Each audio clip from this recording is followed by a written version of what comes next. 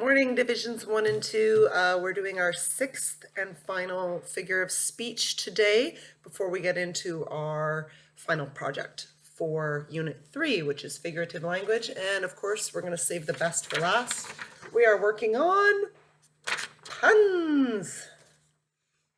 Puns are a favorite for a lot of people. They can be quite funny. Especially if you do a good job of them, they can actually make people really laugh. So let's talk about puns. For those of you taking notes, get ready to pause. So a pun is simply a playful game with words. That's all you're doing. You're being silly with words. Sometimes words sound the same but have different meanings. You guys would know that from that game we often play called Which is Which. Where we have the two words that sound the same but have different spellings as well as different meanings. Those can be worked into puns, and that's actually a very common way to create a pun. There is also puns that are created with not just single words, but whole phrases or whole sayings. Depending on the context that they're being used in, they can also be very funny. All right, so there's a couple types of puns. There's a question and answer pun, and I'm going to give you some examples of those. You might want to write these down if you want to pause your video. So question and answer puns usually have the pun in the answer. So my first example was, how do you fix a broken tomato? And the answer is, with tomato paste. Not difficult to see the pun there. Paste is another word for glue. Glue is something you use to fix things that are broken. Obviously, you would never use glue on a tomato, but of course, tomato paste is a product made from tomatoes, typically when they're broken, because you have to squish them up to make tomato paste. So that's where the pun is in that one. Second example I gave you was, what do you call a knight who is too afraid to go into battle? Surrender. Knights always start with sir. And this was a spelling pun as well as a toy on words. So it's a double whammy. So if you notice how I spelled surrender, the man's name Sir, and then render with the capital R. Underneath I wrote the correct spelling for the word surrender. Like, I give up, you win, I surrender. That is S-U-R-E-N-D-R. Different spelling than sir as in sir, the knight. Third example I gave you is, where do polar bears go to vote? And the answer is the North Pole. Not hard at all to see the pun there. This one has spelling as a key. If you don't spell the two poles correctly, the pun won't work and it wouldn't be funny, and it would probably make you look a little silly as well. So the pole in red here, where you would go to cast your ballot in the election, is spelled P-O-L-L. The North Pole, as in the place on the globe where you would normally find these big white bears, is spelled P-O-L-E. You would need to get them correct for the pun to work. So those of you that really enjoyed playing that game in class, the which is which, some of you guys were really good at it too. You're gonna like this. Also, puns can be in the form of a statement, not a question and answer. I'm going to give you 3 examples here, so feel free to pause and write them down if you like. All right, so my first example is, she is currently swimming in the ocean. So oceans have currents, and honestly, the currently and current, same spelling, C-U-R-R. So that's a pretty simple one that would probably make you chuckle.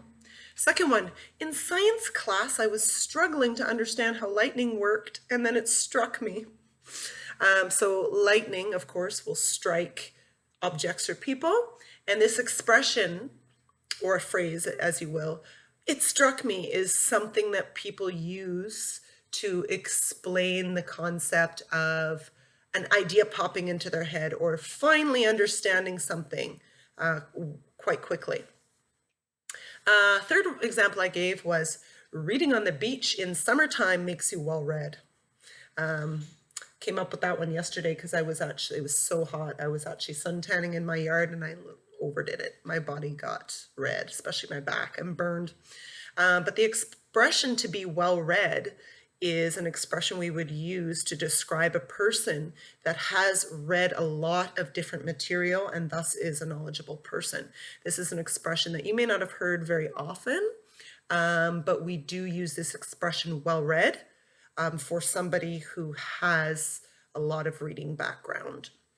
So you can see the toy on words there. Now with that one, it is also very important to get the spellings of red correctly, otherwise the pun just wouldn't be funny and it wouldn't work.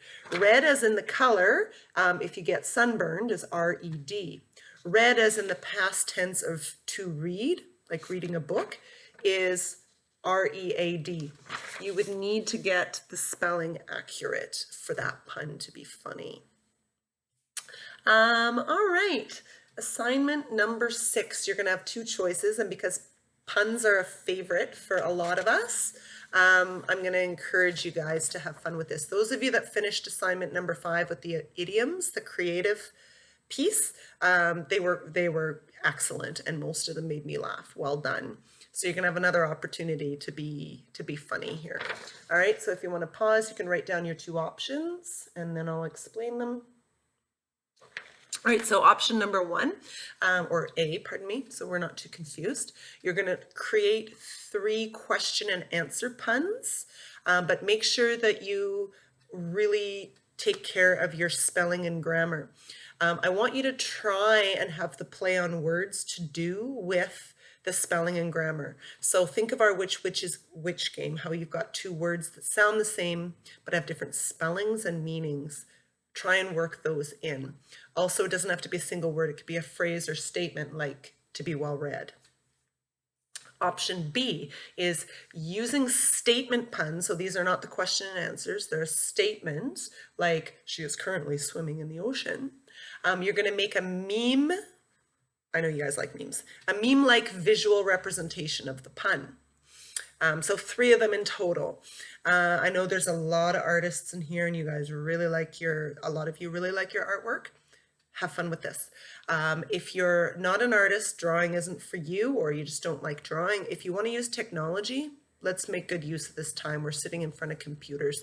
There's a lot of ways to do that visual representation with technology.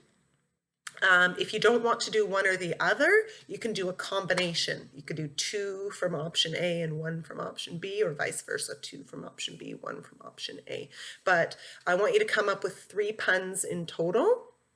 So either question and answer ones, which use spelling or grammar to help with the play on words, or a funny visual representation, kind of like a meme, using a statement pun, or a combination of both. So 3 total. If you want to do all 3 question and answer, that's fine. All 3 visual or meme, that's fine, or mix them up. All right, puns are hilarious, so enjoy. I've got a bonus here for those of you, since we're nearing the end of the unit and we're about to get into our final project. So any of you that have really enjoyed figurative language and want a little bit of extra, this is for you. Anyone who just wants to boost their grade a little bit, this is for you. So here's your bonus if you want to pause and write it down. All right, so in a short paragraph, you don't have to write a big essay, short paragraph, few sentences, explain, while using examples, why we so often hear people saying, no pun intended, after they speak. I know I've done that myself in class. I've accidentally gotten a pun in and no pun intended. So explain this concept, why you very often hear mostly grown-ups saying no pun intended, and give us some examples.